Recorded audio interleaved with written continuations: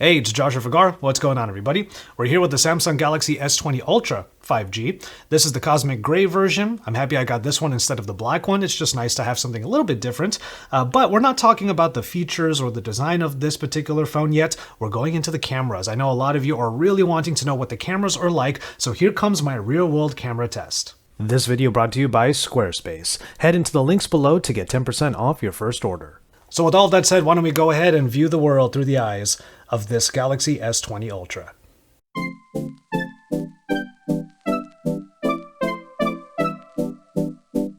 Hi Isa, we hope you get better soon. Mahal kita. Hey, That's my line. that's his line.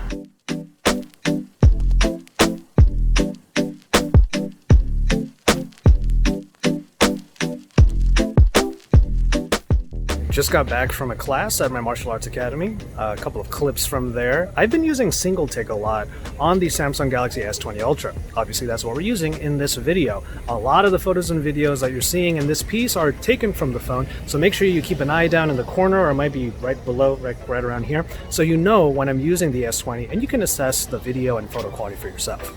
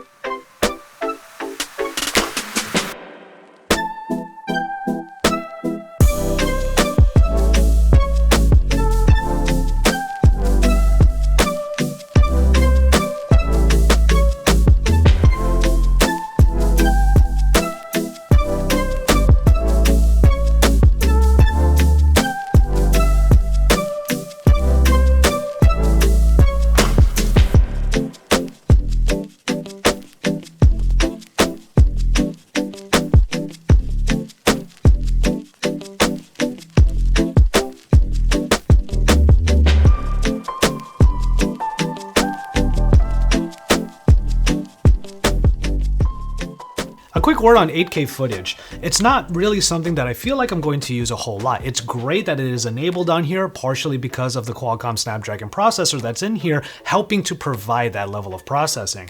But it's not really footage I would use all the time, even if it is super high res and it looks pretty good, especially in the right conditions.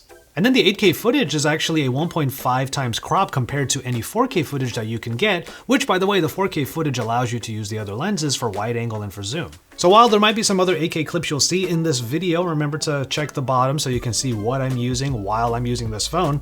It's not something that I'm going to lean on a whole lot, if I'm being completely honest.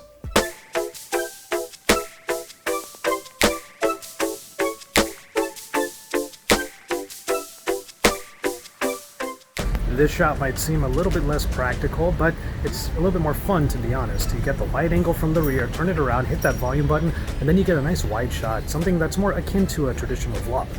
Here's something I do want to test out, but unfortunately I won't be able to see the differences until I get these clips onto my computer. Basically, there's an HDR10 Plus mode inside, or not really a mode, it's more of a setting, and apparently it's going to change up the dynamic range. And from my cursory look at a couple of clips I took with it, it seems like it changes up the contrast and a little bit of the colors, makes it a little bit flatter, I think. So here, I just turned on the HDR10 Plus mode, or setting, I keep saying mode.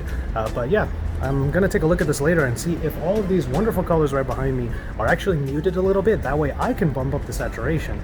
I'll probably get onto the actual camera and talk about what this mode means for people who are actually trying to put together vlogs using just this smartphone.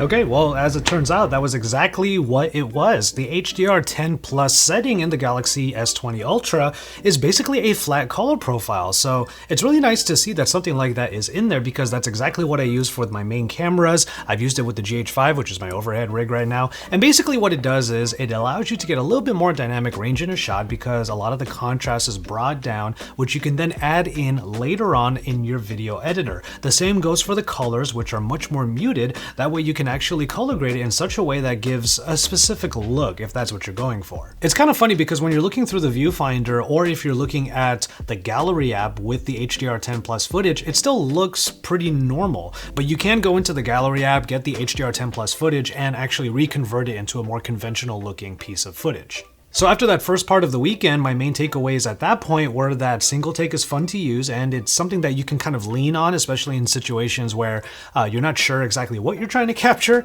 but also the zoom levels are fun to use even if they don't yield very sharp results past 10 times. But as I would learn a little bit later at the LA Arboretum, those zoom levels would come in handy. And I've already been able to get some really dope shots of them using the zoom levels. I only really go up to 10 times though. I will end up testing out the 30 times and the 100 times a little bit more tomorrow. But for today, some nice photos of these peacocks.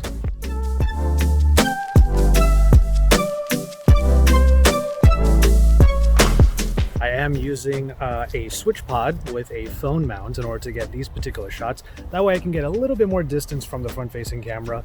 You know me, I like smartphone vlogging, and it looks like the Samsung Galaxy S20 Ultra is going to be a great tool for that. There's just so many options and so many cool things you can do with it.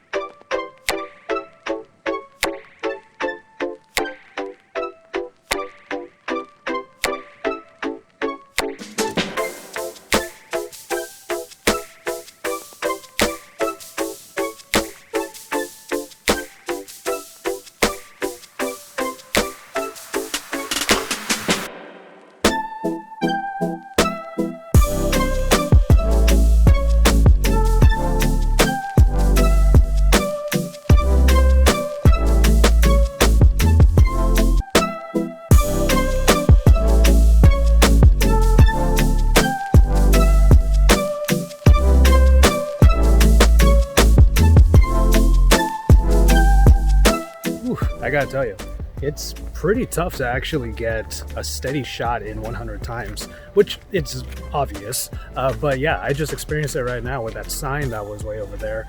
But yeah, it was it was interesting just trying to get like the words exactly the way that I wanted to right there. I was just like, oh, come on, do it. I'm facing one of those classic dilemmas when it comes to a smartphone. Everything is looking really good in the viewfinder right now, especially when I have it just at the right angle using the switch pod. The video is looking great. Obviously, it's 4K video on the front. That's always a really nice prospect, but we'll see how the footage actually looks later on a computer. But for now, I will say that the front-facing camera has a just wide enough angle that you can get some pretty effective vlogging shots, especially if you use a tool like this switch pod.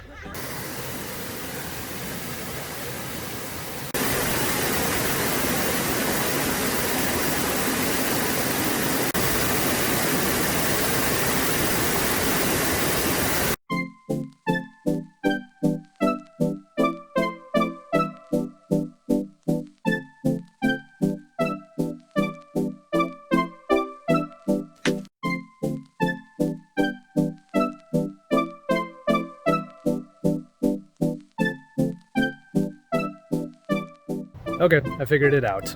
There is a function, or rather a usage, for 30 times zoom, 100 times zoom. In this case, it's 30 times zoom, but you ever try to get a picture of a squirrel, and the moment you get even just a little bit close, they just run the hell away?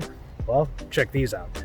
I'm not trying to harsh anyone's buzz when it comes to the zoom levels. I just still don't think it's going to be super practical for most people. For those of you out there who might be into street photography or maybe nature photography, it is nice to have up until that 10 times zoom. And then it's just a novelty past that you can get so close into like a squirrel's eyes or something like that. 100 times zoom, a great thing to achieve on a smartphone, but a Safari lens, it is not.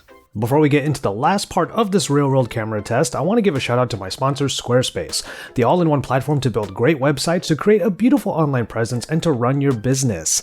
It's easy to claim a domain or URL for your own, and then use Squarespace to bring your ideas and style to life in a professional website, online store, or portfolio. That portfolio part is actually the part I wanted to highlight right now, as what I'm looking to do on my website at Squarespace is create a gallery for these real-world camera tests where you can see some of the actual photos that come from the phone itself. So in the case of this particular phone, you would see Galaxy S20 Ultra pictures all the way from the 108 megapixels to the 100 times zoom to the 40 megapixel front-facing selfies. That way you can have a one-stop shop for everything JV, including all of the pictures I took in the video you're watching right now, thanks to Squarespace. Check out all of the tools Squarespace provides to help you get your business and online presence off the ground. Visit Squarespace for a free trial, and when you're ready, use squarespace.com/Joshua Vergara to save 10% off your first purchase of a website or domain. Thanks again to Squarespace for sponsoring this video.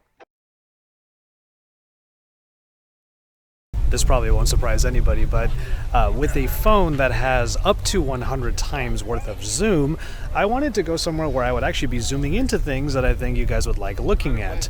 And of course, right over there is the Hollywood sign, and behind me is the Griffith Observatory, one of the main places in LA that you can go to in order to get that kind of look at a famous landmark.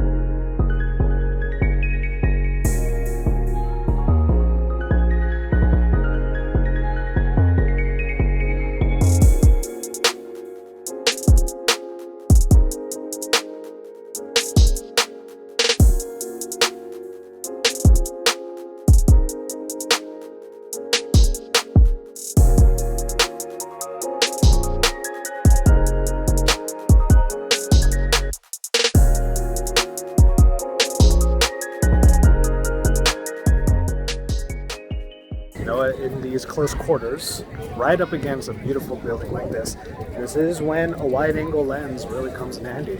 You can see from these shots that I'm able to get all of the building in the frame, and the moment I move up to even the 1 times, then the sides of the building are just cut off. So yeah, wide angle always useful, especially for a lot of these tourist areas where there might be a lot of people around and you can't get too far back from the thing that you want to take a picture of.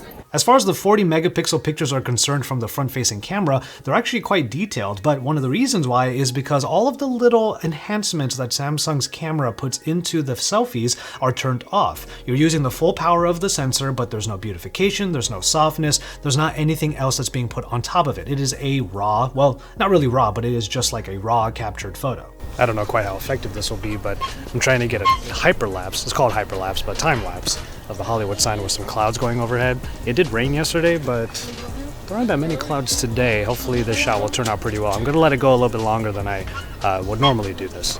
Yeah, the clouds didn't give me much there. The Griffith Observatory one with all the people going by will probably be better. But now that I have the phone on a tripod right now, I can actually do the zoom levels and make sure that it's steady. That's one of the biggest problems with going farther than 10x, is that it's hard to keep your hand steady so you can get a clear shot. Let's see how the Hollywood sign looks with this tripod.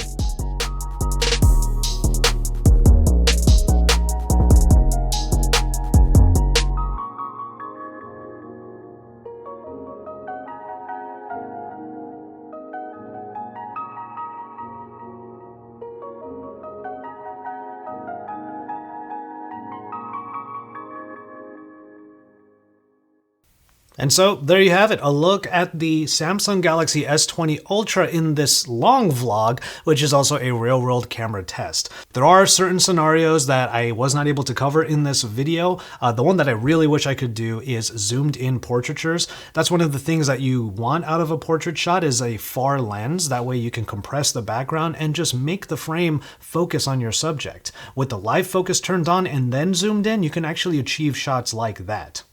But in case you didn't realize by now, in the time I was recording this past weekend, I was by myself. I wasn't really out and about with anybody that I could actually take portraits of from that kind of distance. And also, I wasn't going to just ask strangers to do that. I'm just simply not that comfortable with that. I'm not a street photographer, and I don't do street portraits either. So I wasn't just going to zoom in on any rando on the street because I feel kind of bad doing that. So if you get this phone and you have all of those zoom levels, just don't be a creep.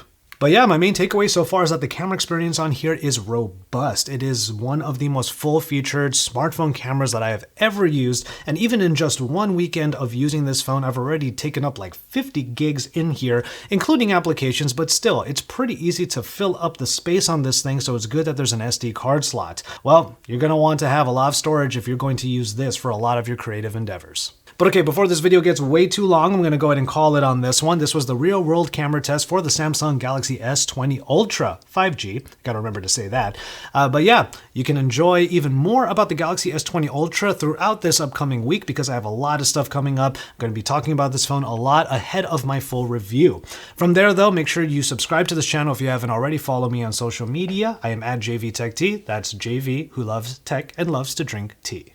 Stay tuned for even more. Consider hitting that bell right by that subscribe button. And until my next video, I will just remind you to enjoy your tea, everybody.